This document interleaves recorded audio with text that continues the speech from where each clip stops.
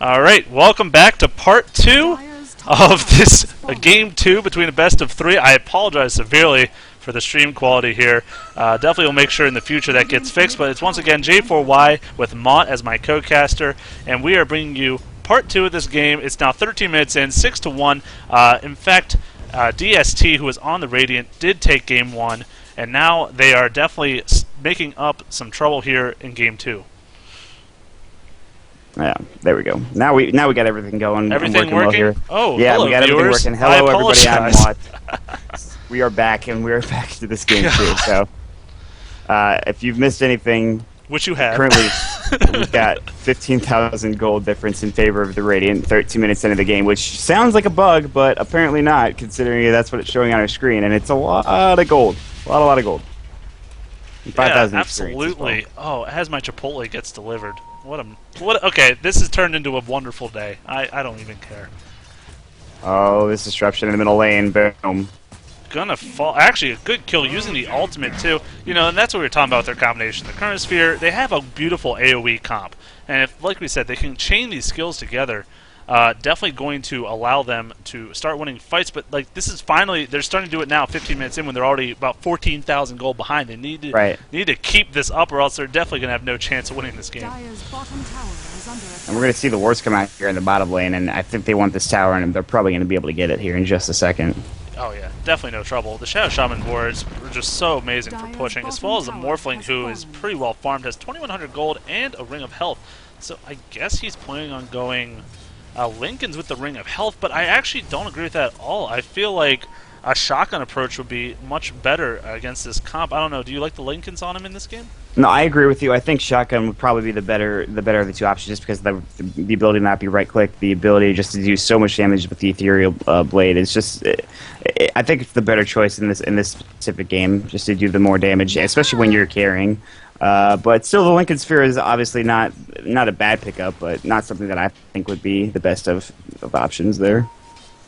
Yeah, but either way, it's going to prove effective because his farmers have had actually Faceless. Now the Courier's getting chased down from Night Stalker. Using the Face Boots, really wants to get this Courier killed. Time Walk even used to try to slow him down. And actually, here comes Darkseer as well as Disruptor. 4 heroes. The Vision's going to stay up there. And here we go with the Ion Shell. It's going to be just enough damage with the Vacuum. Lich ending the kill. He really wanted that Courier and sacrificed his life for it. It's definitely not a good choice. Yeah, and I agree with that. Now sort of DST is making the same mistakes that THE made in the last game, where they sort of get caught at a position and they sort of whittle away their advantage to next to nothing. At the same time, though, it's only a few kills, and it's the amount of gold that was in the favor of the Dire at this point in time was really high. So it's probably going to go down just a little bit here, but. Yeah, I mean, it's going to falter just a little bit. Like you said, I mean, just when you have such an advantage, which I'm still in shock that it could even be this much in this game. I'm actually almost believing it's a bug, but I'm not going to go there. You know, just way too much gold for them. You know, they just have to keep working together here to get some good combination stuff. The Current Sphere, I think, and Ravage are going to be very important for setting up these team fights for them. And actually, the Radiant's now starting to group up back in middle. Are they going to look to maybe push another tier 1? I'm not sure. Yeah, I think right now is the time where you want to get together, you want to push towers, and you want to sort of extend that advantage. But they're sort of all spread out here, and Morphling could get caught out of position. However, there is a Windrunner there to help him out. Yeah, very invisible at that. So it's lucky that there's nothing to reveal. Observer comes out. Chronosphere is now going to use on Morphling. Is he going to fall? The Ravage on top going to instantly kill him. Now going to get another kill. Beautiful Vacuum, actually. Lich ult even going down, and they're going to get another kill. Morphling buys back instantly to try to come into this fight. But now they're going to try... Oh, Lich just surviving with the Surge. The Shackle is going to latch on the Darkseer, though. He's in a lot of trouble. And are they going to be doing... Wow, look at that waveform doing a ton of damage. Disruptor now also going to fall. And this is going to be a double kill for the Morphling. Now Tidehunter in a lot of trouble. Also going to fall. Triple kill. A wonderful buyback for the Morphling. Right, and that was just an excellent usage of that buyback, because it looked like that team fight was going to most certainly go in the favor of the Dire side, but all of a sudden, you know, the Morphling buys back, he TPs in, and he just waveforms and just does so much damage, and the Shackle Shot was so good on the Darkseer, and that sort of caught everybody out of position, because they wanted to save the Darkseer, realized it wasn't going to happen, and then they chased after the Tidehunter, and it was over from that point in time. So while it was a good initiation by the Void to get the kill on the Morphling, the buyback eventually does help them get a little bit more of an advantage there. Absolutely. And while I do like the Mask of Madness as him to try to burst down people, the thing is, you have to realize he takes an extra 25% of damage, I believe. He takes a lot of extra damage during that. 30%. So, you know, you are very vulnerable after your Chronosphere wears off, and you have to be wary of that, especially against a bursty team like the Radiant has here. And I'm going to say again, I think a Breezes would be just the better pick for that. It does more damage with the critical hit. I mean, you can really pick up anything as far as weapons go. I just don't think that the Mask of Madness is the best option. I mean, you could even really go an interesting build with the Manta style and have your illusions do a ton of damage with the Faceless Void. Considering he is an agility carry, that's certainly an option. Yeah, I mean, obviously he can go many different ways, but he decided he wanted that, I guess, for the burst potential, and now we'll have to see if he can make it pay off later in the game. Morphling, in the meantime, gets the ulti orb, so very close now to that Lincoln Sphere, if that's in fact what he decides to build with it. Lich just trying to harass him down, going that Tranquil. Prefers those Tranquil Boots, obviously, on Lich, and obviously not a terrible choice to get around the map a lot easier, as well as protection with armor and healing. Right. And this Lich just played so well in the past few games. I mean, that was a really good ultimate he used, and it looked like they had gotten all of their team fighting abilities used in that last team fight, but then once those were all gone, Morphling was able to come in and sort of clean up. So it's important to know how everything's sort of on a long cooldown for that team. Oh, yeah. I mean, definitely. And actually, Ping's coming out here on the 2 tower. They're pinging out. They want to go on them. The Force Staff's already done a Windrunner, so easy to set things up. Oh, no, Lich. You're going to easily get... Oh, is the Shackle? Yes, it's going to latch. And this could not possibly end well for him. Yes, he is going to fall. A Glimpse comes out to try to help out his ally, but it's just not nearly enough. And now he's going to fall. So they're going to look to push this Tier 2 tower, possibly, while just Faceless tries to jungle, which I don't know if that's going to be the right option. Well, I think he realizes that at this point in time, he needs to get his farm back up and then sort of counter the carries that they have on their team. I mean, and sort of counter that Morphling. But it's just not going to be enough. He needs to engage in team fights, and he needs to get those kills. And these towers are going to go down as well, so they're kind of letting him farm up, but at the same time losing towers because of it. Exactly. And now we got this team by good vacuum coming out with this the ulti here, though, from Disruptor, going to pretty much hit no one, unfortunately. The wards come down, and the Hex, the Shackle now. Tidehunter going to use his Ravage right away, but is it going to be enough? A great Shackle shot going to latch up. Chronosphere. And Darkseer is going to come out here. No, the Chronosphere, in fact, dropped out. He's going to get the kill on the Shadow Shaman. The Lich all bouncing around, so it actually ends up being a 3-for-1 trade. Tidehunter somehow barely surviving. I thought for sure he was going to go down. I mean, they had the shackles off, they had the damage output. The Ravage, I think, saved his life, and then all of a sudden, Faceless Void just came in at the exact right time, using that Mask of Madness. Yes, he was going to take damage from the wards, but he was able to get the kill on I think it was the Shadow Shaman, and it was extremely low, and so they were able to just get that and turn that fight around. This is exactly what THG needed to sort of come back here. Yeah, definitely the right direction, at least you could say. Going to help them just a little bit, but there's still a long way to go, and they need this Faceless to really start getting some items if he's going to keep up with Morphling at all.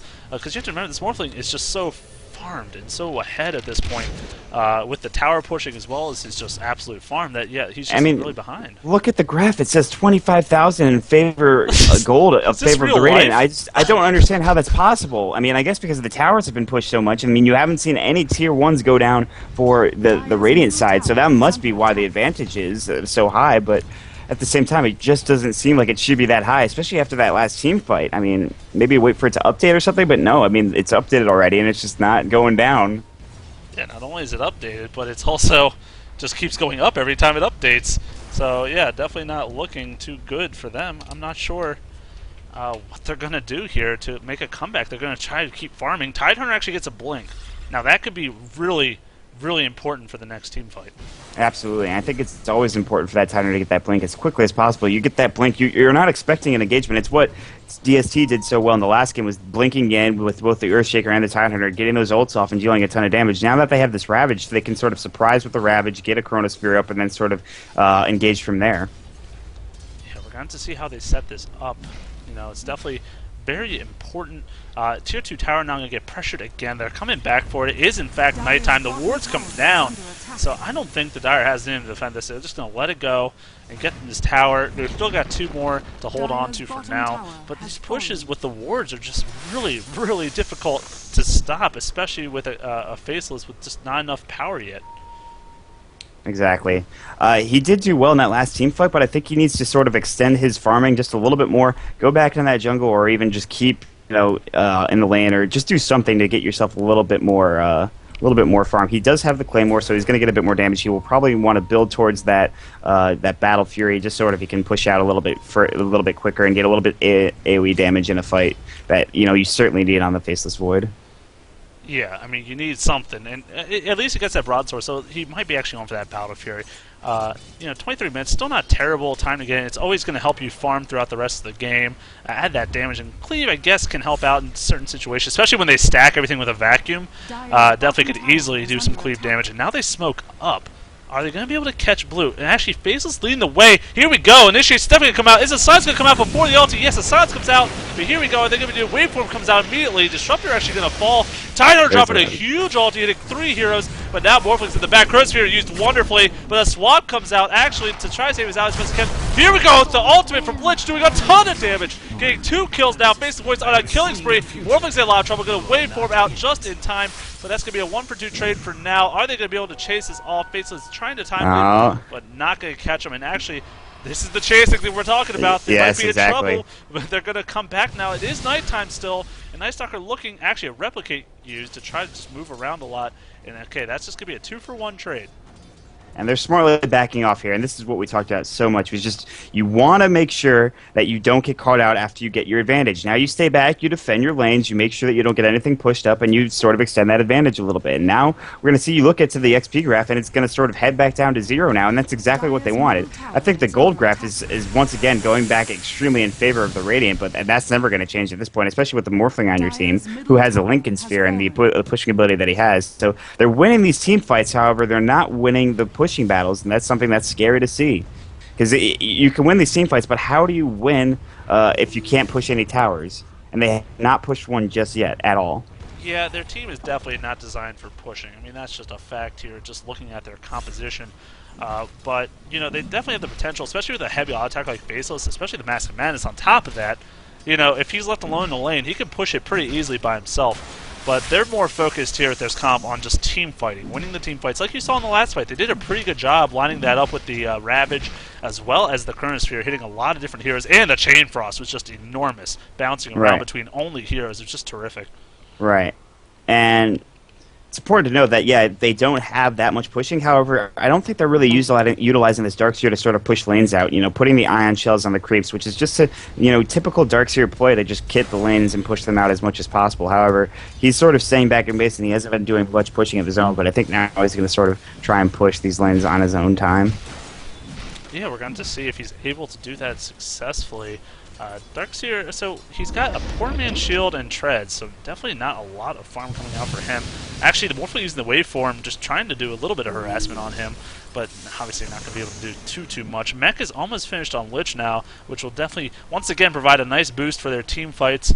And like I said, the Tide with the Blink is going to definitely make all the difference if he can get another great Ravage off in the next. I think the next fight is going to be really a helpful determinant of how this rest of this game might go.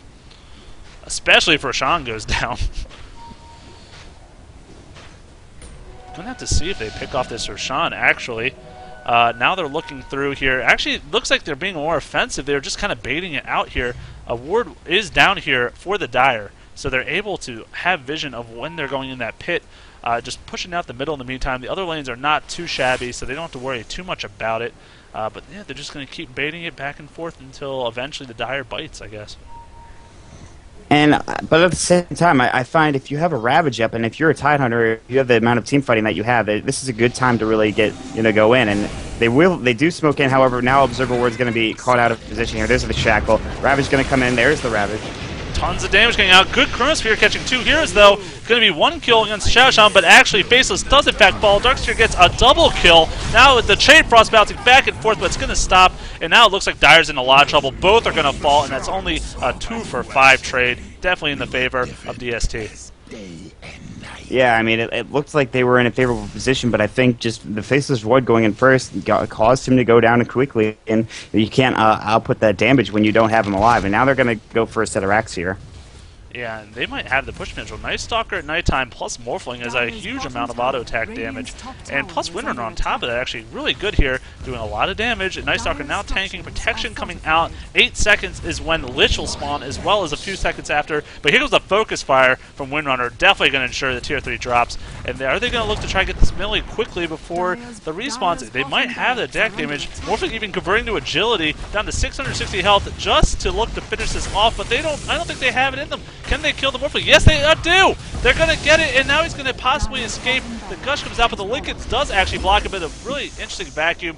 No, it's not going to be enough. Is it, though? He's in the middle of 4 freaking heroes. He's getting ganked up on. Oh, but he replicates out. A beautiful job using his Windrunner ally, and he's going to escape just fine. What coordination there.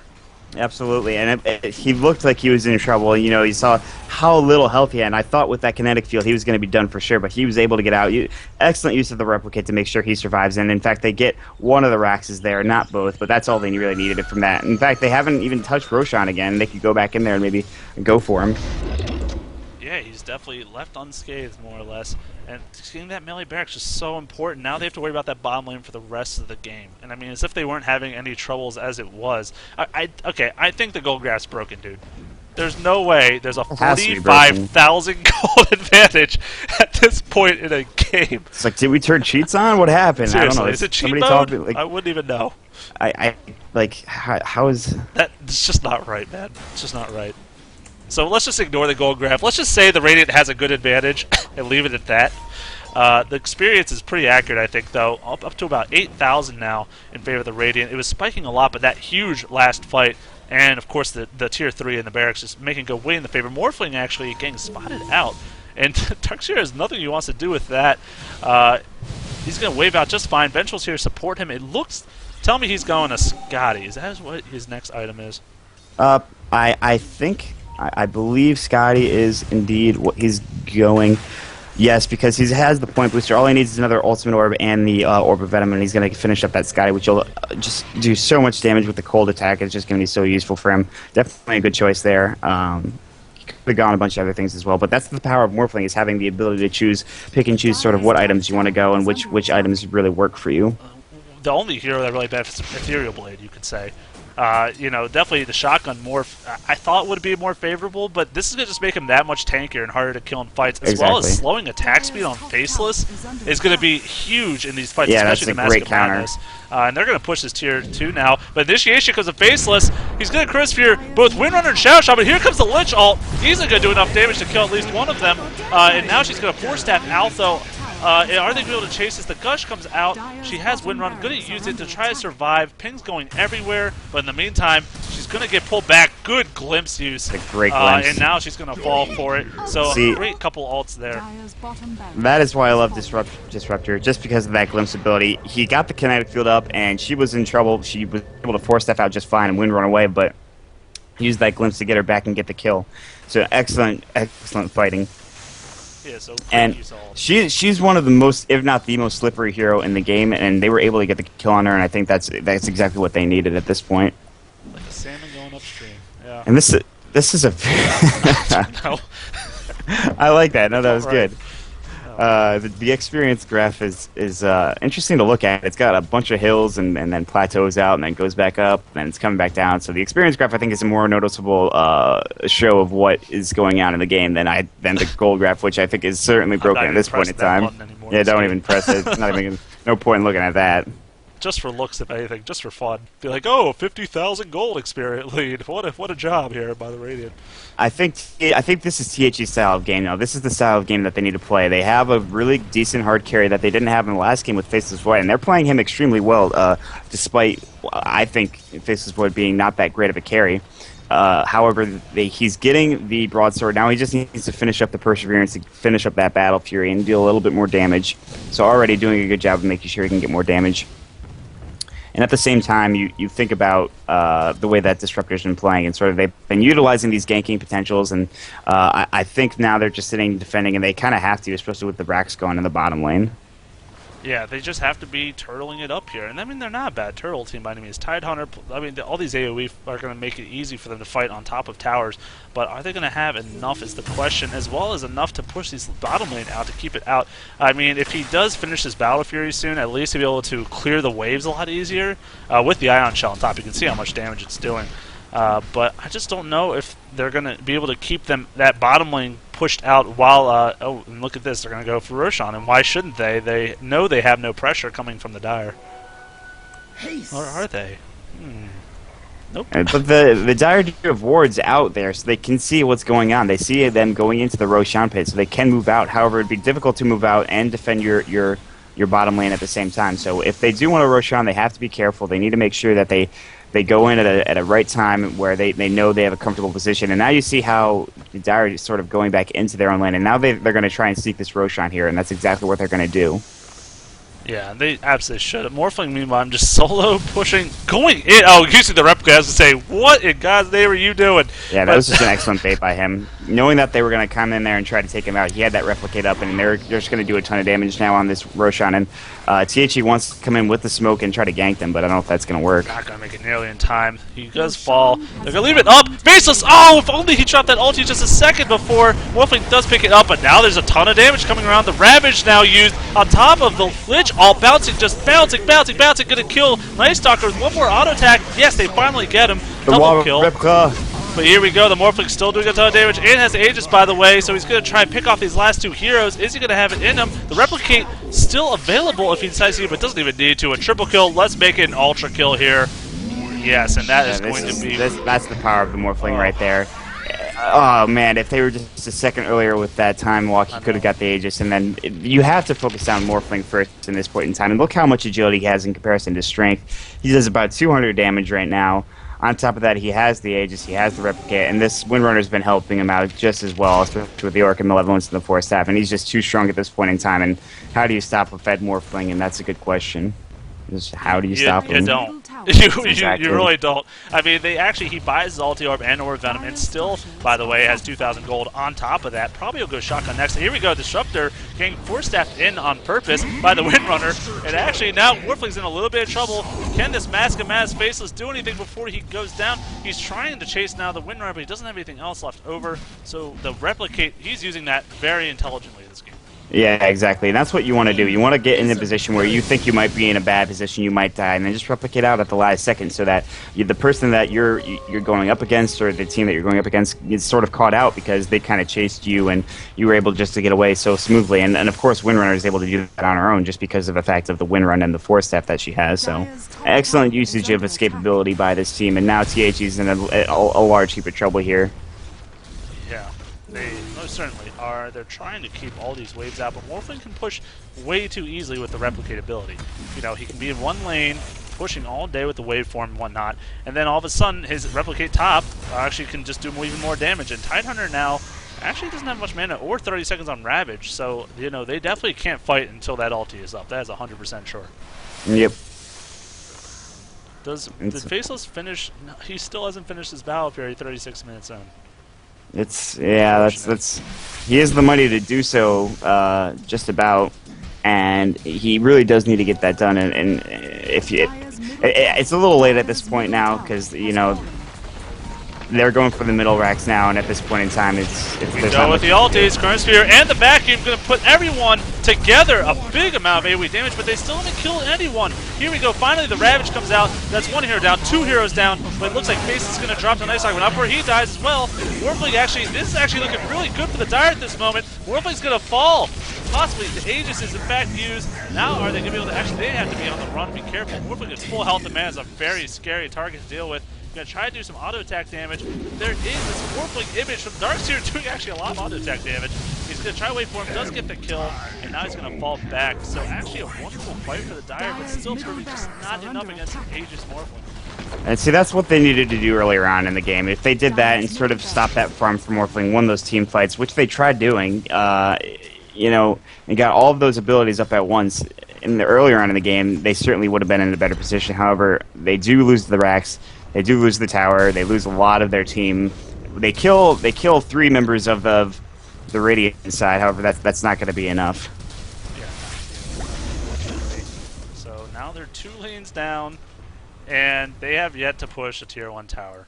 I'm saddened for them. That's the definition of a shutout, and that's unfortunate because it's not like these guys played bad. No, they played well. They just did. didn't have the ability to push out like the Radiant team did, and I think the Radiant team was just able to get that Morphling farmed up, and he's got to finish up a BKB because why the hell not? Just ensure that he is going to have no issues in these next fights. I mean, of course, Chronosphere is still going to shut him down, but still he's going to be just fine against all these other spells that are coming out from this Dire lineup.